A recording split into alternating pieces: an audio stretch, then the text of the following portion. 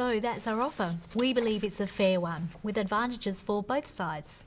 Yes, well, we're prepared to consider your offer, Ms. Chan, if you can accept some conditions. And subject to consideration by the board. Well, what are the conditions?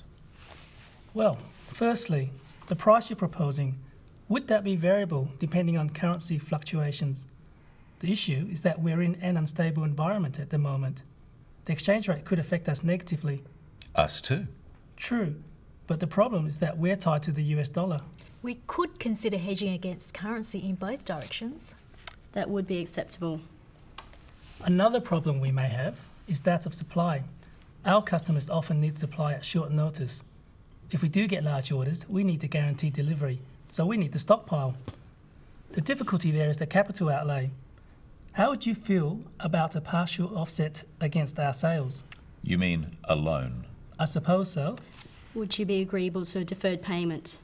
We can provide security, of course. I think that would be acceptable. Unfortunately, I would need to get board approval for it. Of course. Then I think we might have a deal. In principle. Time to celebrate.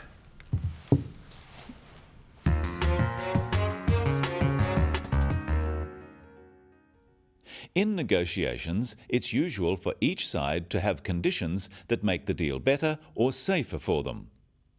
A condition is a change in the terms of a deal which is necessary before one side or the other agrees. Yes, well, we're prepared to consider your offer, Ms. Chan, if you can accept some conditions. And subject to consideration by the board.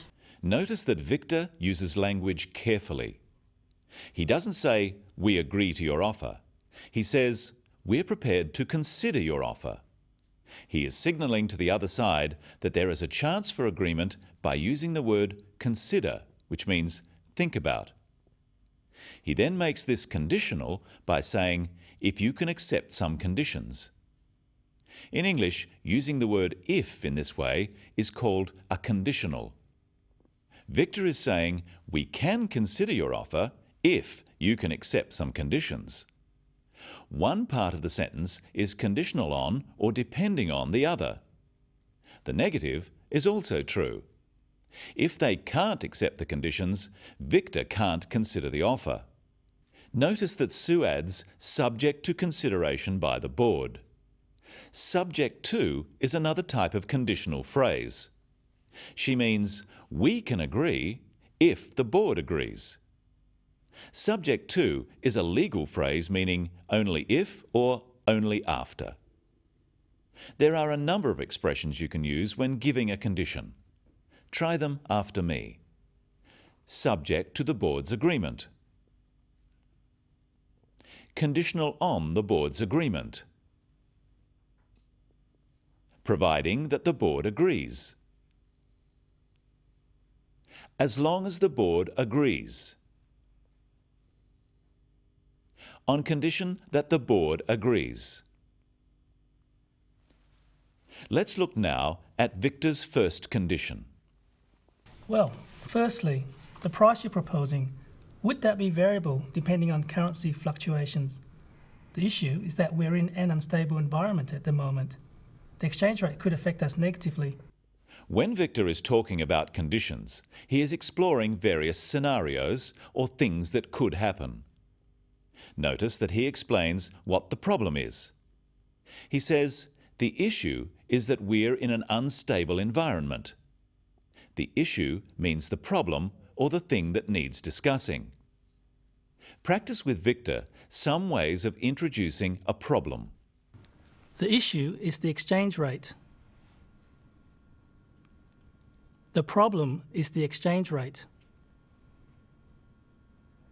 The difficulty we have is with the exchange rate. One thing that could happen is that the exchange rate, the amount of money you can exchange in one currency for another, may change. Notice that Victor uses the words would and could. Would is like a conditional. One thing might result in another thing happening. The exchange rate might change. Victor is talking about the price for their product. He asks, would that be variable depending on currency fluctuations? Fluctuations are changes. We can express this another way. If the currency changes, will the price change? Could is used to express a possibility, something that might happen. Victor says the exchange rate could affect us negatively. Notice that you can say something will affect you negatively, it will have a negative or bad effect, or positively, it will have a positive or good effect. What is Lynn's response to this first condition or concern of Victor's? We could consider hedging against currency in both directions. That would be acceptable. Like Victor, Lynn is being careful. She uses the word consider rather than just agreeing. She's waiting until the whole deal is clear. We can give both questions and answers using these could and would phrases. Practice them after Lynn and Victor. Would you consider hedging against currency? Would you agree to hedging against currency? We could consider hedging against currency. We could agree to hedging against currency. Sue comments, that would be acceptable. Acceptable simply means able to be accepted. They can agree to this solution. Practice with Sue some phrases you can use to agree and disagree to conditions. That would be acceptable. We can agree to that. We would be agreeable to that. That wouldn't be acceptable, I'm afraid. I'm afraid we can't agree to that. We wouldn't be agreeable to that. Notice that to agree with someone is to think they are right. To agree to something is to accept a proposal. What is Victor's second condition? Let's see. If we do get large orders, we need to guarantee delivery, so we need to stockpile. The difficulty there is the capital outlay. How would you feel about a partial offset against our sales? You might use the phrase, how would you feel about something, if you think it may be a difficult condition for the other side to accept. Sue puts this proposal a different way. Would you be agreeable to a deferred payment? We can provide security, of course. I think that would be acceptable. Unfortunately, I would need to get board approval for it. Sue uses the phrase, would you be agreeable? Would you be agreeable to a deferred payment? A deferred payment is when you pay later for something you buy. Lynn thinks this condition is acceptable, but she makes it conditional on board approval by saying, I would need to get board approval. Notice the stress on would.